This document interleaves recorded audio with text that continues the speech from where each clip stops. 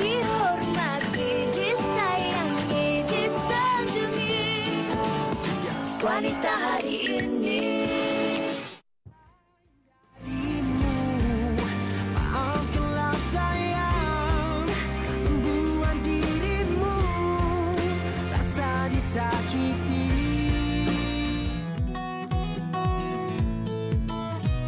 Tiada masalah untuk menegur ibu bapa asalkan cara teguran tu dengan cara betul. Boleh tapi dengan cara lah. Dengan cara yang lembut dan cara yang tak kurang ajar. Saya pernah tegur ibu bapa saya. Lagi-lagi macam tentukan pasal masa depan saya, future saya. So, tak akan bagi pendapat. Selamanya cinta kau pilihanku.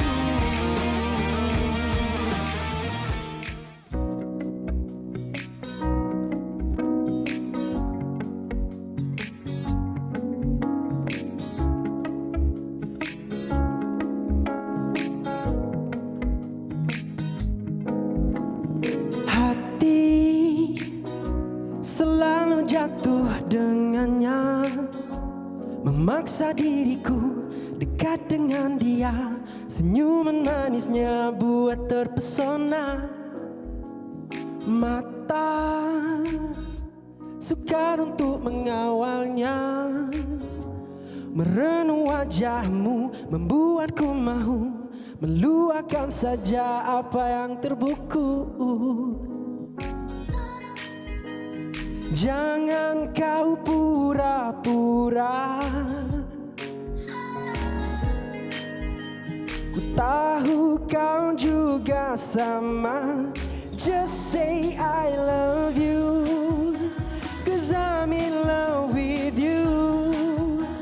Katakan padaku, engkaulah yang ku tunggu.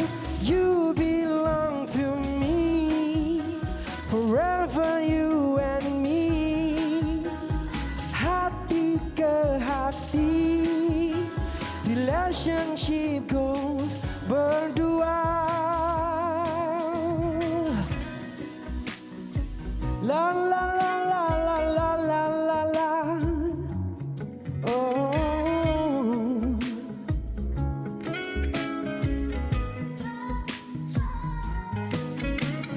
Cantik, marilah kita menari.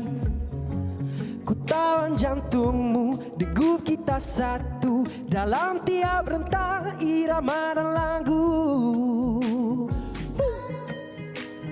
Jangan kau pura-pura,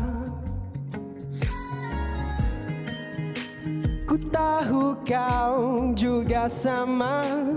Just say I love you, 'cause I'm in love with you. Katakan padaku, engkaulah yang... Ya. Cantik kerana anda bersama dengan kami.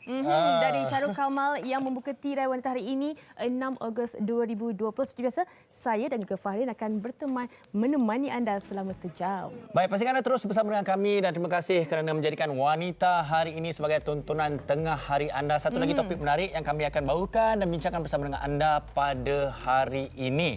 Tetapi sebelum itu kita nak bawa anda ke segmen tajaan dahulu bersama dengan Datuk Dr. Zulkifli Mohamad, pengarah urusan Farina Marketing. Silakan.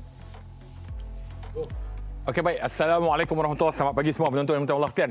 Kadang-kadang kita jumpa dengan orang, ada orang yang dia tak, kita tengok dia pun, orang Kedah kita tak senonoh. Pasal apa tak senonoh? Duk gosok hidung, gatai, sagi ayak mata kan. Tengah-tengah duk cakap. Kadang-kadang cakap-cakap dia, Sim, dia bersin. Kan? Bersin saja tak apalah. Stempek, hingus lah, beringus sakit dekat hidung. Sakit, ada tisu.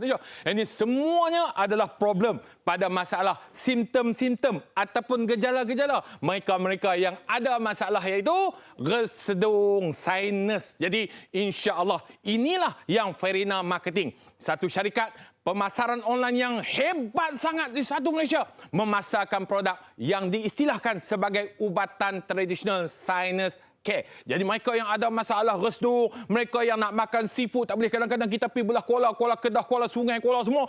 Tahulah rumah orang kampung, dia hidang sotong, dia hidang udang. Kita punya teringin nak makan tak boleh. Duk meleleh liok saja. Pasal apa? Pasal ada masalah restu.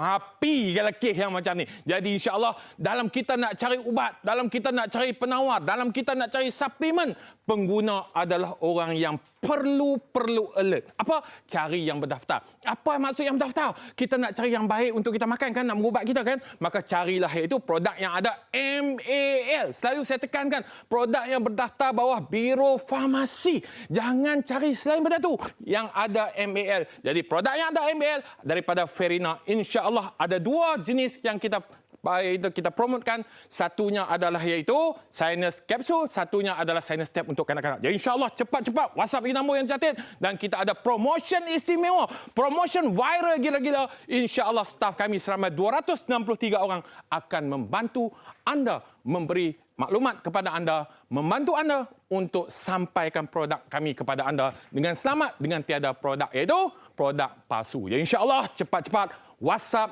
call ke staf kami marketing online bersedia membantu anda dari Ferina BTK, Ferina Marketing untuk produk resedung. Jadi insya-Allah hilangkan resedung anda. Baik, terima kasih Dr. Zulkifli untuk penerangan sebentar saja tadi. Okey, baik, kami akan bawakan satu topik yang cukup menarik tapi agak sedikit berat. Betul, dia melibatkan, sebenarnya ini bukanlah topik baru Farin. Sebenarnya ini sebenarnya dekat dengan dalam kalangan kita selalu juga bercakap mengenai topik ini. Sememangnya kadang-kadang kita tak sedar perbuatan kita rasa macam tak ada apa, tapi sebenarnya memberi kesan kepada orang tua kita. Iaitu topiknya hari ini adalah adab menegur ibu bapa. Saya tahu anda di luar sana, kadang kita semua orang ada ibu bapa, tapi bagaimana kita nak menegur ibu bapa kita? Kadang-kadang kita terlalu takut kerana mungkin ibu bapa kita yang semakin berusia, semakin sensitif dan sebagainya, dan kadang-kadang kita paling takut, bagi saya seorang anak lelaki, takut terguris hati ibu mahupun bapa saya. Saya kira inilah topik yang menarik kita akan bincangkan pada hari ini, tetapi kepada anda sekiranya ada sebarang pendapat boleh kongsikan bersama dengan kami di facebook.com/WHITV3. InsyaAllah kita akan panjangkan soalan atau pandangan anda kepada panel-panel kita sebentar saja nanti. Tapi sebelum itu kita nak berhenti rehat dulu Farin. Bertemu selepas ini. Jangan ke mana-mana. Wanita hari ini.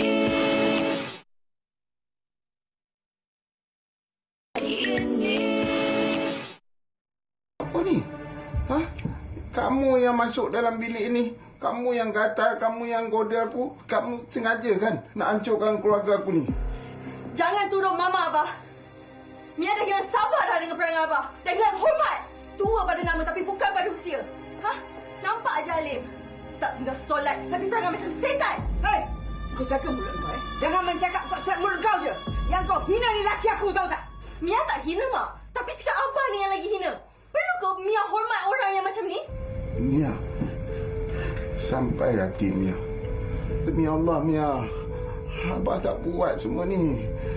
Abah pun bukan sihat. Tergamak. Mia hina Abah sampai macam tu sekali. Abah dah anggap Mia ni macam anak Abah sendiri tau. Abah sayang Mia. Kenapa tak nak percaya ke Abah? Kalau Abah anggap Mia sebagai anak, Abah takkan buat benda jahat pada Mama. Apa? Abah nak Mia percaya cakap Abah? Yang Mama salah, yang Mama goda Abah. Ini mak kandung Mia. Dan Mia takkan percaya cakap orang luar.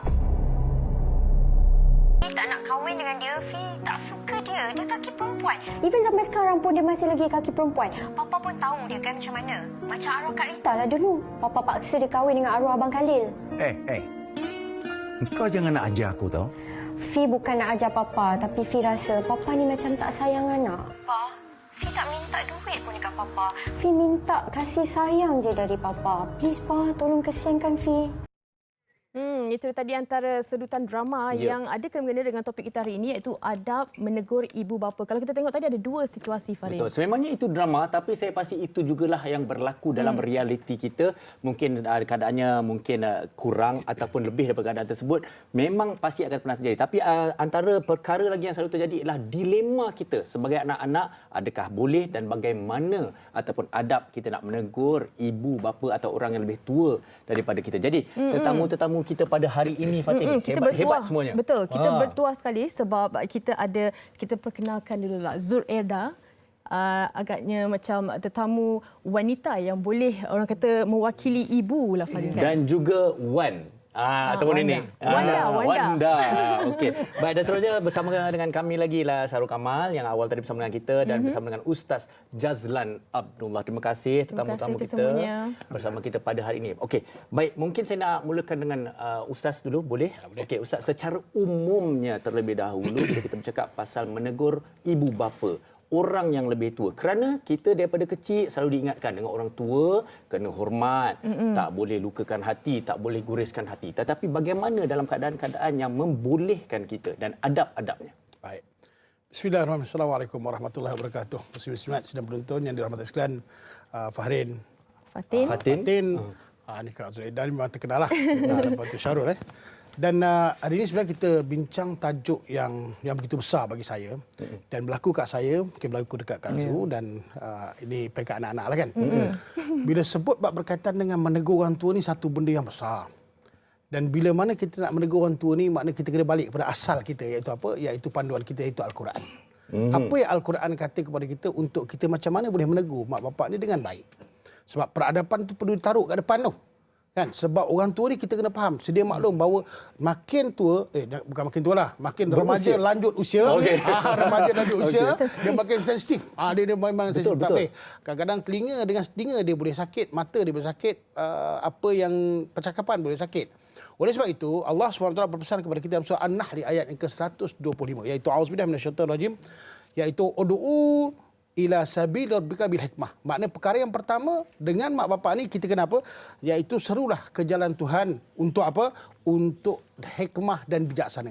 Berdepan dengan ibu bapa ni, pertama kita kena menghadap Allah Taala, mohon kepada Allah Taala supaya Allah beri iaitu sifat kita yang baik untuk kita jadi orang yang bijaksana berdepan dengan ibu bapa kita. Ini perkara yang pertama. Dan kita suka-suka dia. Sebab apa? Sebelum kita berdepan dengan orang tua ni, kita ingat kita kena perlu doa. Kita kena memurnikan hati kita. Kita kena memurnikan lisan kita. Kita kena memurnikan perasaan kita. Kita kena memurnikan sikap kita. Perkara yang pertama, kena minta kepada Allah. Dan yang kedua, bila mana berdepan dengan ibu bapa ni, iaitu wal mau'izatil hasanah. Dan nasihat pengajaran yang baik.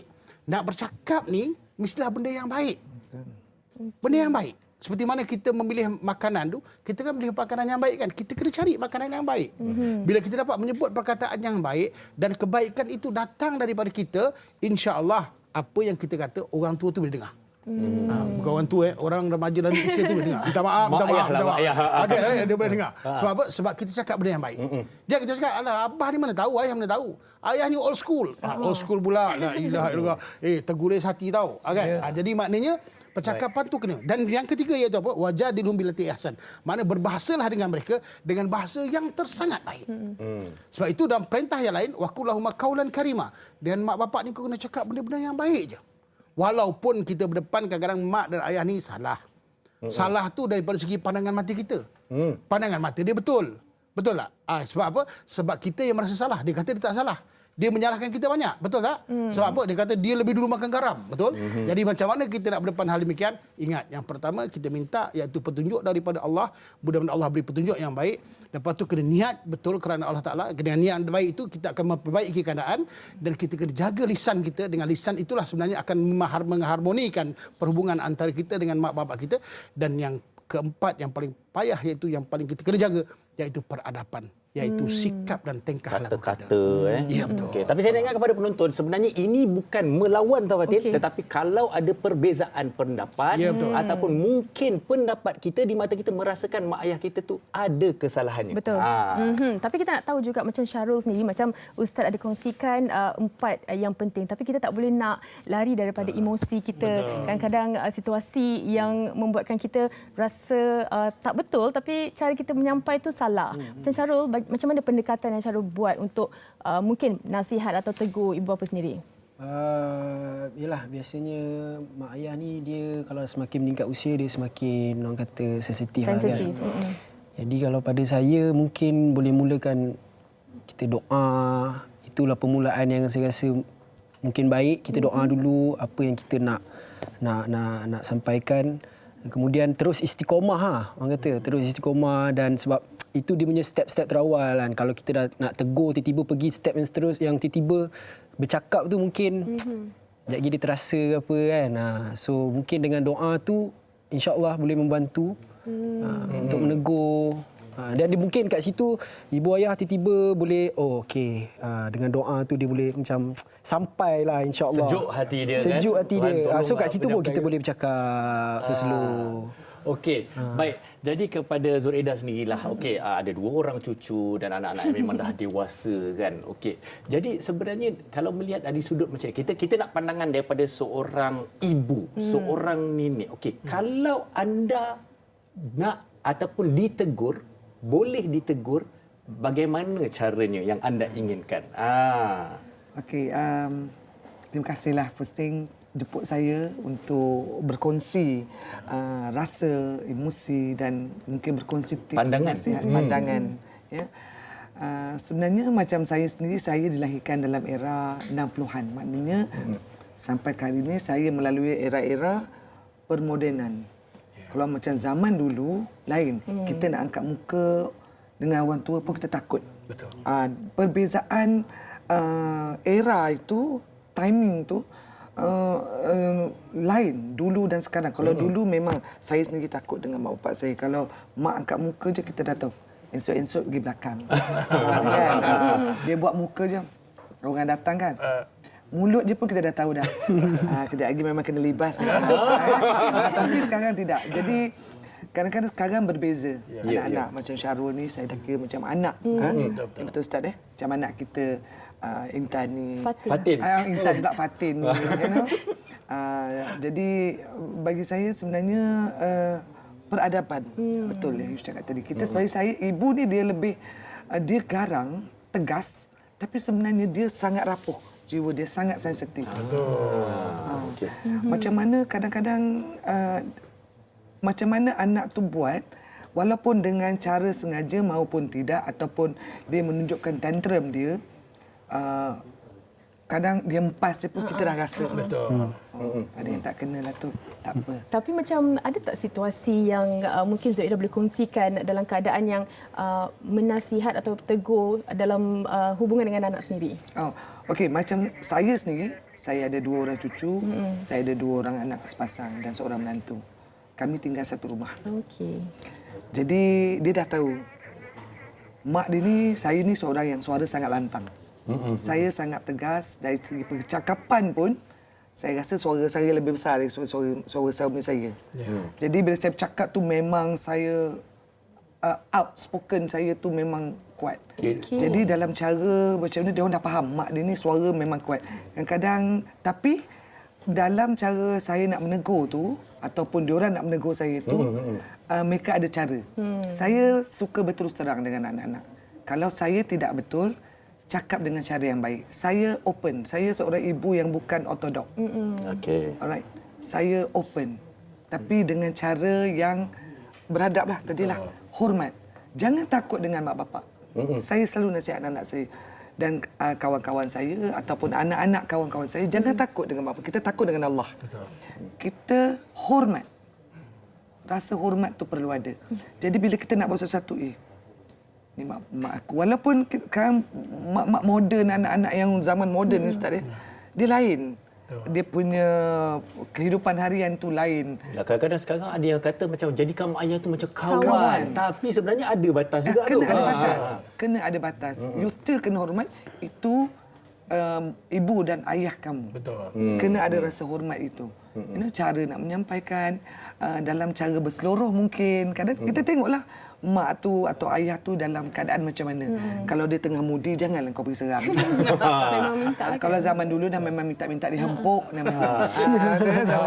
Suka. Okey, untuk itu kalau Zuraida bercakap tu kalau menyanyi pun kita dah tahu dah. Itu belum lagi marah macam mana kita tak tahu tu. Okey, kita dah mendengar pendapat daripada tetamu-tetamu kita. Apa kata sekarang kita dengar dulu Fatin pendapat daripada mereka di luar sana tentang topik kita pada hari ini. Saksikan.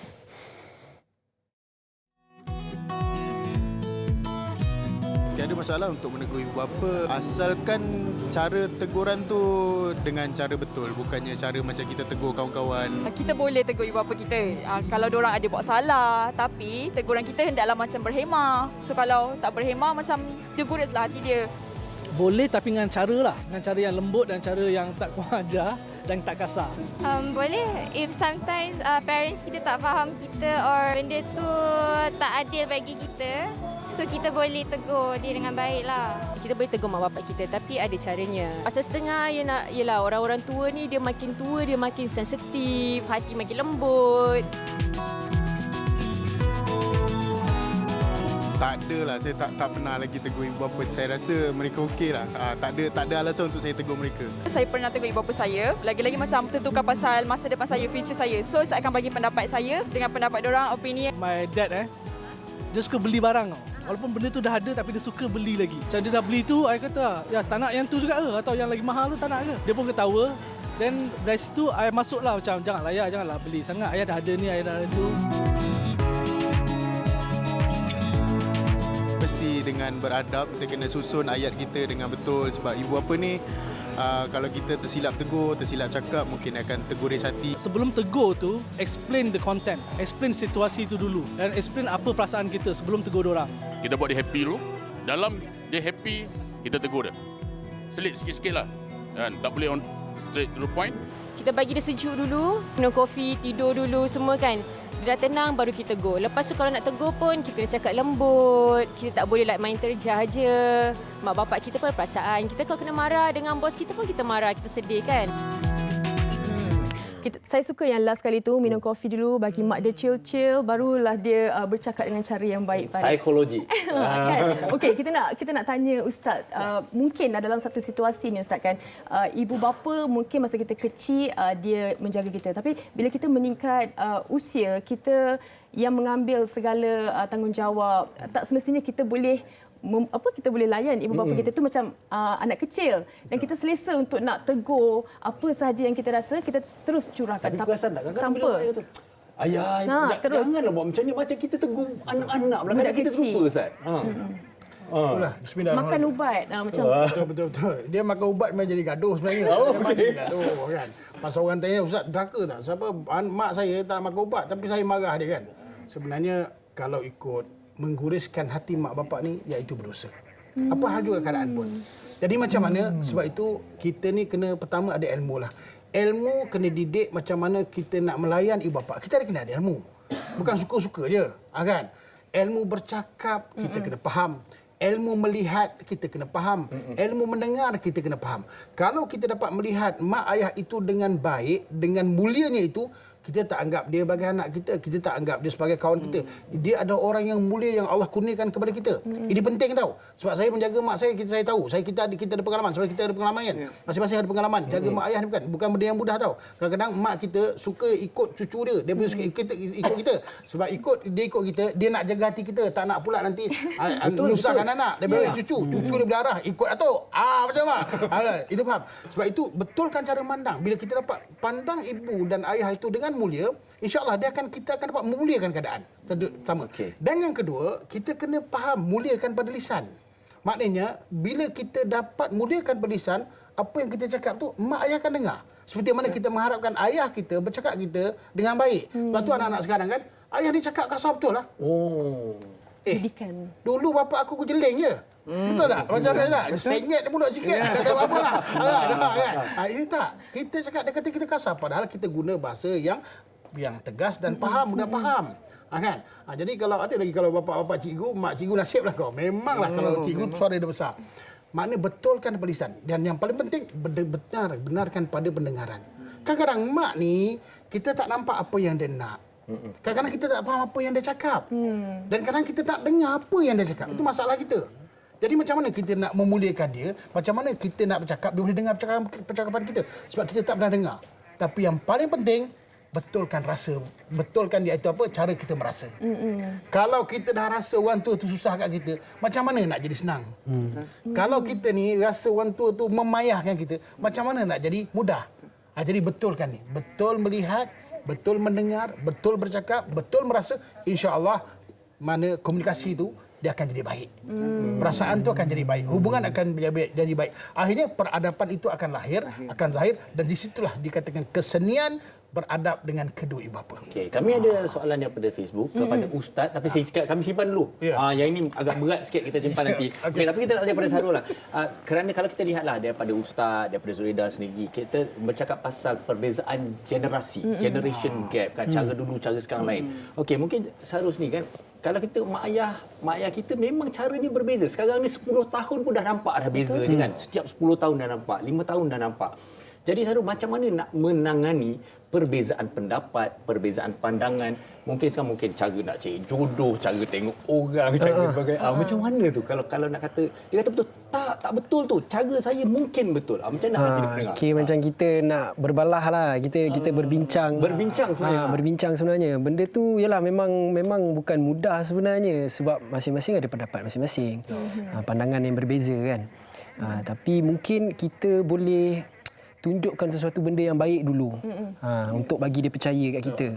Barulah dia boleh, okey, contoh kalau macam jodoh lah kan, kita tunjukkan yang dia ni adalah orang yang sebetulnya, kenapa, so tunjuk dekat dia. So mungkin kalau kita nak bercerita, bercakap saja kat mulut, mungkin tak laku. Jadi mungkin dengan perbuatan tu lagi laku daripada percakapan tu, insya-Allah. Itu kalau pada saya. Kalau saya nak tanya, saya tengok Sarul ni kira anak mak ke anak ayah ke? Anak mak ni. Anak dua-dua. tapi kami sempat stok juga Instagram macam anak mak ni. Kita boleh nampak lah. Lelaki selalu anak mak. Macam Zuraidah sendiri, macam kita cakap, macam Farin cakap tadi, peredaran ataupun zaman yang membezakan situasi di mana anak selesa nak tegur ibu, macam ibu cepat tegur desati. Tapi melihat kepada ada anak remaja, kita lebih selesa terbuka. Tak adalah dia macam simpan rahsia yang kita tak tahu. Jadi sikap keterbukaan tu kadang-kadang boleh memberi kesan yang sebenarnya anak tu dia kata take for granted. Macam mana tu? Tak, sebenarnya ialah fahami. Kita kena ada saling faham memahami. Okey, dalam macam yang Syarul cakap tadi, di generasi dia macam tu. Betul. Apa pun macam mana orang kata, macam Syarul tadilah dia kata action dia lebih ini kan. Ya, itu yang terbaik. Kerana dengan action, dengan nak bercakap, mungkin dia ni cantik mak gini tapi dia tak lihat siapa dia. Betul. Anak siapa? Yang mana? Asyik cantik je. Asyik duduk, datang-datang duduk je. Ya nak minum? Cantik. Mak pergi. Aunty, boleh tak saya tolong kat belakang apa? So, you biasakan diri. Itu cara you tackle sebenarnya. Jadi mak ni especially untuk anak lelaki ni, saya bercakap untuk anak lelaki, anak perempuan saya dah kahwin. Tak apa, alhamdulillah. Menantu saya alhamdulillah lah. Kan? Tapi yang lelaki ni, dia macam ni lah ni. Tapi sebaiknya kalau dia tunjuk dengan action dia tadi, okey, you nak jumpa mother I ni. So begitu juga dengan anak saya ajar. Bila you nak jumpa dengan bakal in-law ke apa ke, walaupun bukan sekalipun, tapi tunjukkan cara macam mana you nak tackle, macam mana I nak bakal menantu I tackle your father. Macam itulah juga dia punya ni. So, kerana selebihnya itu nanti akan lahirlah datangnya doa. Betul. Doa kedua ibu bapa. Yang mana tiada hijabnya. Betul tak, Ustaz ya? Kita, of course, kita sebagai ibu dan ayah, especially mak, kita akan, walau buruk macam mana pun perangai anak tu, macam mana pun keadaan anak tu, tapi doa kita tu tak pernah putus. Macam mana pun dia guris hati kita tak pernah putus. Macam itu jugalah mak saya cakap dengan saya. Itu kerana doa ibu ni jadi kepada mereka yang ada ibu bapa ni, kalau boleh layanlah dengan cara yang terbaik. Tidak akan ada ganti je. Kedua ibu bapa ni. Okay, baik. Itu kasih seorang ayah dan ibu kepada anak-anaknya. Dan juga kalau kita nak ingatkan, tak kira seburuk mana, tidak sempurna mana pun mak ayah kita, tetap mak ayah kita, Ustaz. Okey, jadi inilah soalan yang saya nak kongsi dengan Ustaz tadi sebenarnya daripada Facebook. Okey, mak ayah pun manusia juga. Mereka ada ketidaksempurnaannya. Okey, jadi soalannya dekat sini, masih ada lagi ke ibu bapa yang nak dengar nasihat anak? Walaupun mereka bersalah, pelbagai cara, pelbagai adab dah dipatuh, tapi masih ditakut lama. Tetapi berdosakah seorang anak membiarkan ibu bapa hidup dalam kemungkaran? Maknanya jelas ni mak ayah ni salah ni. Anak nak tegur salah, tak tegur salah. Jadi macam mana ni, Ustaz? Baik, bismillahirrahmanirrahim. Ini satu benda yang besar. Betul, kadang-kadang sebagai anak kita nak tegur mak kita tu salah. Tapi salah tu kita tengok daripada segi agama ke, daripada segi macam mana. Mungkin daripada sikap yang salah, mungkin daripada segi agama yang salah. Dan maknanya kalau kita nak membenarkan atau nak membetulkan keadaan mak dan ayah kita, kita perlu. Tadi saya sebutlah peradaban. Tapi kalau dah peradaban pun kita dah sebut, kita dah nasihat, maka kita ambil lah kawan-kawan yang dia mungkin respect macam adik-beradik dia minta tolong ayah kita, nasihat ke ayah kita ke macam mana kan. Tak jalan juga, maka ingat sesungguhnya hidayah itu milik Allah. Apa perlu kita buat? Kita doalah. Minta munajat kepada Allah. Allah Maha Berkuasa, Allahus Samad, Allah tempat kita bergantung. Dah kita usaha, tapi ingat, usaha kena buat.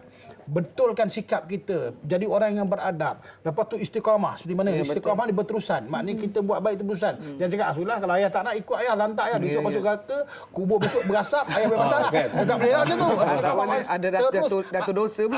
Maknanya terus buat. Lepas tu bersangka baik dengan mak ayah. Mungkin dia hari ni tak nampak, mungkin akan datang dia nampak. Yang paling penting sekarang ni doa. Doa munajat kepada Allah. Allah lah yang boleh bantu kita. Bila Allah bantu kita dengan sendiri, Allah akan bantu, iaitu ibu ayah kita. Mustahil Allah tak kabulkan.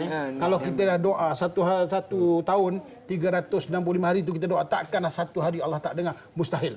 Oleh sebab itu ingat, jangan putus harap dengan Allah Ta'ala. Banyakkan berdoa, betulkan sikap kita, istiqamah, dan ingat perbaiki diri supaya kita dapat jadi contoh kepada mak ayah kita, walaupun kita ni perlu mencontohi mak dan ayah kita. Sebab itu satu. Yang last tu. Satu. Dan kedua, jangan pandang sekali mak ayah kita ni kekurangan. Sebenarnya dia Allah kurniakan kepada kita. Dengan kekurangan dia itulah sebenarnya untuk memperbaiki diri kita. Dengan itulah waktu itulah kita dapat apa? Memperbaiki keadaan.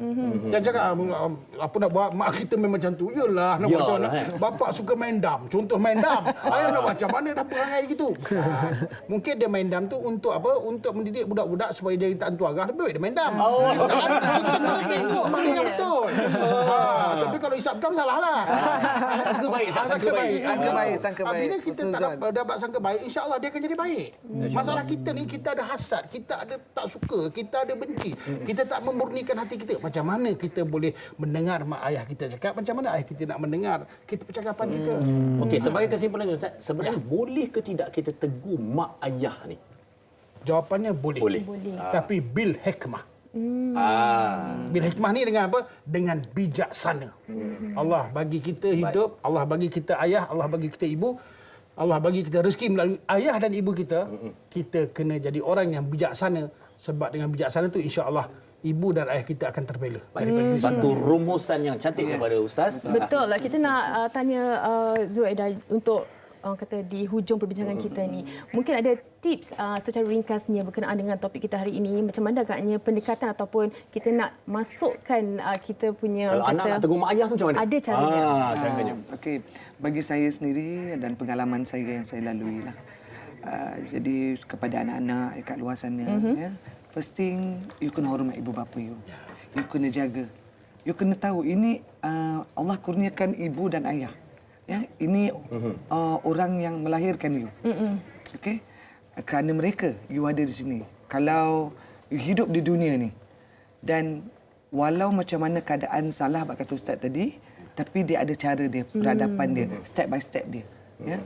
Murnikan hati you, luaskan, bukakan pintu hati you, pandang yang baik tentang kedua ibu bapa you. Bil hikmah. Bil hikmah. Tadi.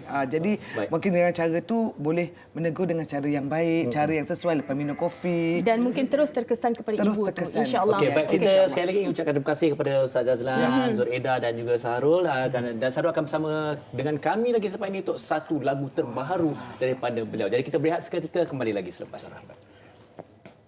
Wanita hari ini.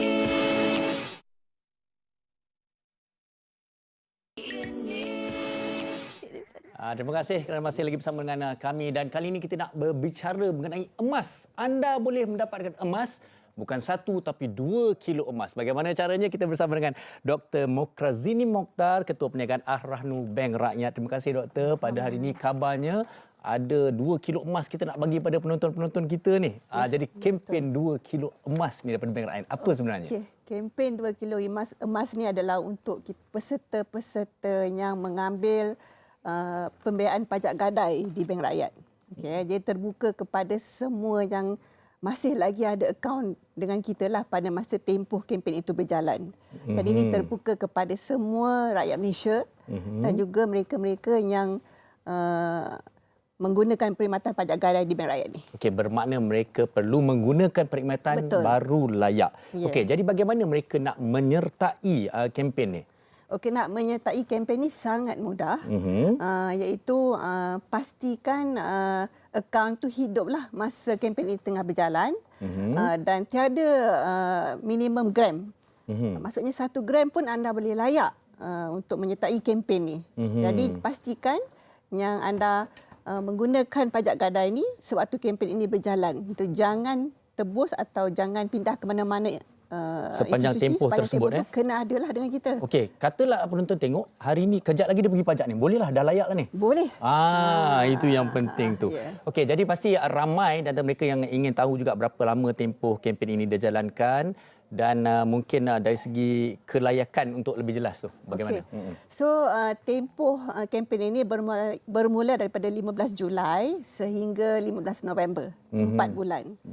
Jadi datang ke mana-mana cawangan kami, kita ada 185 cawangan termasuk di Aranui Exchange. Di situ sila kata dekat cawangan kita, saya nak memajak gadai lah di situ. Jadi kekalkan akaun di situ dan dalam masa 4 bulan tu anda layaklah untuk mendapat peluang untuk menang 2 kilo emas ni. Okey, bermakna untuk memperjelaskan lagi dia maknanya secara automatik tak perlu isi borang, tak perlu kata saya nak pajak, saya nak masuk program emas 2 kilo ni, tak payah, tak perlu. Bermakna siapa yang dah memajakkannya tu maknanya layak. Betul. Okey, ini yang cukup menarik. Anda mungkin dah saksikan tadi tapi kita nak ulang sekali lagi hadiahnya. Bukan calang-calang ni sebenarnya. Doktor, silakan. Okey. Tempat pertama 1 kilo emas lah, 1 kilo. Tempat kedua 500 gram emas. Tempat ketiga 250 gram emas dan sagu hati 25 pemenang sebanyak 10 gram emas. Jadi 1 kilo emas ni kalau kita nak tahu sekarang ni dia punya bagus nilai, saya nak tanya tu. Nilainya saya dengar cukup tinggi. Sangatlah tinggi. 1 gram sahaja pun sekarang ni dah jadi RM302. Cuba bayangkan kalau 1 kilo. Jadi kalau saya tak akan lepaskan peluang ni lah untuk masuk kempen 2 kilo ni. Okey, jadi hadiahnya cukup menarik dengan nilaian emas yang cukup tinggi sekarang ini. Baik, mungkin mereka juga nak faham tentang bilakah cabutan berlangsung dan apakah sasaran perniagaan yang diletakkan pada kempen. Okey, cabutan akan berlangsung pada bulan Disember insya-Allah. Tarikh kita akan maklumkan. Jadi Bank Rakyat menyasarkan sebanyak 20% pengeluaran lah. Dengan pertambahan akaun baru sebanyak 5%. Jadi kita buat kempen ni actually bukan saja untuk bank lah. Kita juga nak menyokong ekonomi negara lah balik semulanya selepas pandemik merancakkan ni. Lagi, merancakkan kembali ekonomi, jadi ada wang lebih untuk buat mikro, semua itulah. Jadi kita also menyokong pertumbuhan ekonomi negara. Okey, dan jadi kalau kita lihat sebenarnya kita bercakap pasal pandemik COVID-19 dan cabaran ekonomi dan sebagainya. Tapi mungkin ada juga yang tertanya-tanya juga, sesuai ke kita nak beli emas ataupun lebih dinasihatkan pajakkan emas yang ada atau macam mana sebenarnya? Okey. Kita sekarang kira ada 2 option lah. Kalau kita untuk melabur pun satu benda yang bagus. Okey. Kalau untuk memajak emas tu dia berbeza dengan pembiayaan yang lain. Ada emas dia you boleh pajak dan you akan dapat modalnya you kendaki untuk memulakan perniagaan kecil-kecilan terpulang kepada emas yang kita ada lah. Jadi 2 pilihan lah, sama ada nak gunakan emas you untuk sebagai pelaburan ataupun menggunakannya untuk sebagai modal pusingan untuk menjalankan perniagaan. Okey, jadi mungkin ini antara soalan yang terakhir ialah apakah harapan Bank Rakyat untuk penganjuran kempen emas 2 kilo ini, Doktor? Okey, jadi kita harap masyarakat tu dia marilah bersama-sama dengan Bank Rakyat sertai kempen emas 2 kilo ni. Di samping dapat peluang untuk menang hadiah, juga boleh menggunakan wang yang kita bagi tadi untuk perniagaan mereka. Dan emas masih lagi menjadi milik mereka. Emas masih lagi menjadi milik mereka. Jadi itu yang paling penting. Okey, baik. Jadi mungkin kalau kita nak menarik perhatian mereka sekali lagi, Doktor, apakah hadiah-hadiah yang mereka dapat daripada kempen ini? Itu dia, 1 kilogram emas untuk pemenang pertama. Betul. Dan di tempat kedua? Tempat kedua 500 gram emas. Tempat ketiga 250 gram emas dan 25 pemenang dapat 10 gram emas. Okey, baik. Akhir sekali saya ringkas, apakah pesanan kepada penonton-penonton wanita hari ini? Silakan doktor. Okay, pesanan saya melabur dengan bijaklah. Okey, melabur dengan bijak. Kalau kita ada duit yang lebih tu, kita pada pendapat saya eloklah kita menggunakannya untuk melabur dalam emas. Sebab di kemudian hari nanti kita mungkin memerlukan dia sebagai modal pusingan kita untuk anak-anak belajar, untuk anak-anak masuk universiti. Ada kalau orang dulu-dulu nak pergi haji, guna emas kan. Jadi budaya yang lama tu biar kita kekalkan. Kalau datuk nenek kita dulu beli emas, bila ada duit, kita harus kekalkan benda yang sama tu juga. Baik, jadilah pelabur yang bijak dan berpeluang untuk memenangi emas 2 kilo ini. Sekali lagi kita ucapkan terima kasih kepada Ketua Perniagaan Arhanu Bank Rakyat, Dr. Mukrazini Mukhtar kerana bersama kita pada hari ini. Jadilah pelabur yang bijak. Baik, seperti mana yang dijanjikan, kita kembali bersama dengan Sahrul Kamal dengan lagu terbarunya, Maaf.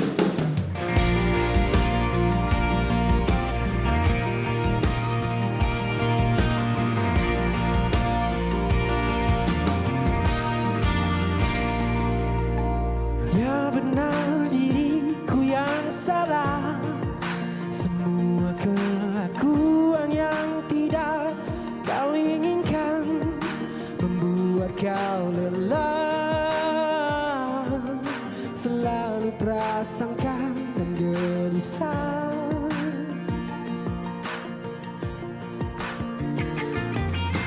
Dan memang tepat perlahanmu, keraguan yang menghantui di fikiran, kini ku percaya dugaan bukan satu mainan. Jangan ada ragu kepada diriku, takkan pernah ada ganti selain darimu. Maafkanlah sayang, membuat dirimu rasa disakiti. Jagalah dirimu, nantikan hadirku. Moga engkau rasa aku kan selalu ada. Ku janji padamu, selamanya cinta, kau pilihanku.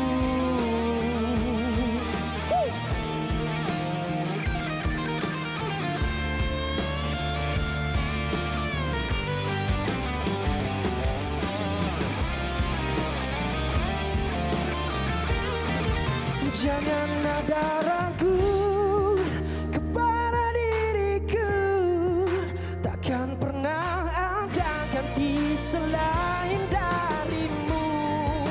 Maafkanlah sayang, membuat dirimu rasa disakiti. Jagalah dirimu, nantikan hadirku. Moga engkau rasa aku kan selalu ada. Ku janji padamu, selamanya cinta, kau pilihanku. Oh, ku janji padamu, selamanya cinta, kau pilihanku.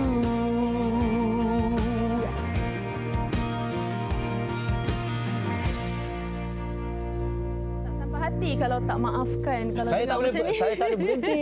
Tengok bergoyang Okey. dengan sedap Jom. betul lagunya Sahrul. Okey, lagu Maaf ya. Ya, lagu Maaf. Okey, lagu terbaru dari Sahrul Kamal. Okey, mungkin kalau tadi saya terlalu mendengar melodinya dan mungkin terlepas makna lirik-liriknya. Ceritanya sebenarnya apa ni Maaf ni? Basically message dia untuk nak memujuk pasangan kita, tak kisah untuk lelaki dan wanita yang menyanyikan lagu ni.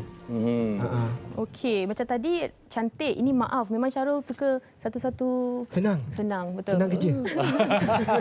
Okey, baik. Dari tentang pembikinannya, penulis liriknya, komposernya, boleh dikongsikan?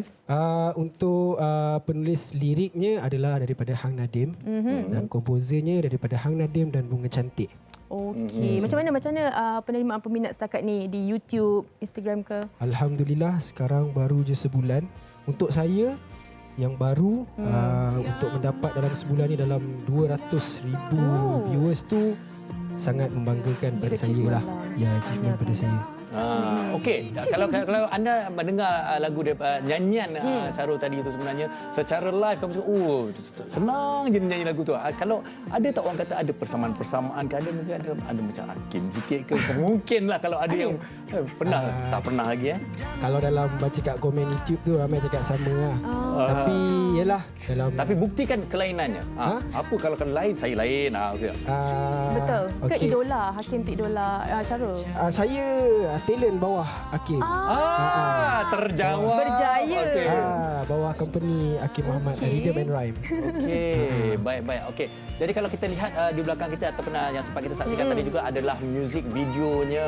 Mungkin boleh ceritakan tentang pembikinannya dan idea tentang penghasilan video klip ni. Okey, music video ni kita rekod dalam masa, kita shoot dalam masa sehari saja. Pasal masa tu pun masih lagi waktu PKP lagi, tak boleh rentas negeri. Jadi kita ambil location yang paling dekat lah, Sekincan Kuala Selangor. Dan ideanya pun kita kongsi bersama dan saya dan tim kita orang kaji balik video-video yang lama yang sebelum-sebelum ni, mana yang kita boleh perbaiki, mana yang kita boleh barukan. So kita applykan dalam music video ni. Okey, cantik sudah, maaf sudah. Selepas ni apa perancangan Syarul? Buat masa ni kita tak ada perancangan lagi. Harapan untuk lagu ini? Betul. Kerana ini lagu yang terbaru. Semestinya saya kalau boleh, kalau nak letak harapan yang tinggi tu, takut jatuhnya sakit nanti. Sebab ini lagu saya yang kelima. Lagu saya yang kelima dan saya berharap lagu ni terus mendapat sokongan yang padu daripada netizen-netizen di luar sana dan harapnya mereka menggemarilah lagu Maaf ni. Dan semoga lagu ni mendapat tempat yang sepatutnya, insya-Allah. Okey. Saya dah confirm jadi salah seorang peminat. Saya pun. Terima kasih. Okey, macam dari segi lakonan mungkin ada perancangan ataupun nak fokus kat nyanyian saja. Buat masa ni lah kita rembat dia punya job yang ni. Tak ada dah. Boleh lakon. Saya dengar boleh lakon. Ada insya-Allah untuk satu telemovie dan drama yang akan datang. Belum shoot lagi. So akan datang insya-Allah. Okey Syarul, bagaimana untuk mereka terus mendekatkan diri dengan anda, mengenali dengan lebih dekat lagi Instagramnya dan juga untuk mencari YouTube untuk lagu ini? Okey, untuk Instagram saya bolehlah follow @syarulkamal_. Okey, dan kalau nak dengar sepenuhnya dan dengan muzik video dan visualnya sekali, bolehlah menontonnya di YouTube channel Rhythm and Rhyme. Type saja Maaf Syarul Kamal, insya-Allah. Semoga anda terhibur. Baik, kita ucapkan terima kasih dan selamat jaya kepada Syarul Kamal. Okey, kita nak berehat seketika Fahrin, kembali selepas ini. Wanita hari ini.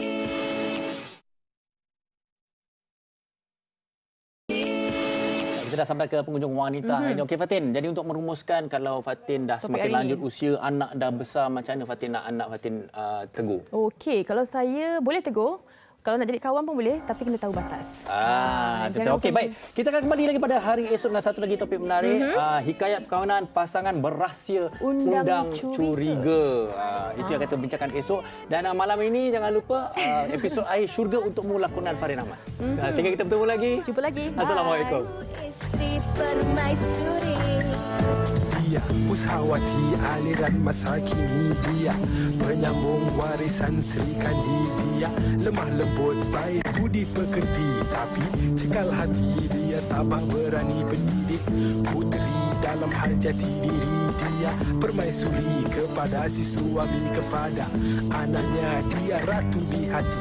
Tunggak keluarga, kalau bukan dia siapa lagi? Wanita hari ini bijak mengatur, mengurus mata wataknya. Ushawati ibu istri permaisuri. Wanita hari ini di zaman modern masih kekalkan adatnya. Dihormati di sana.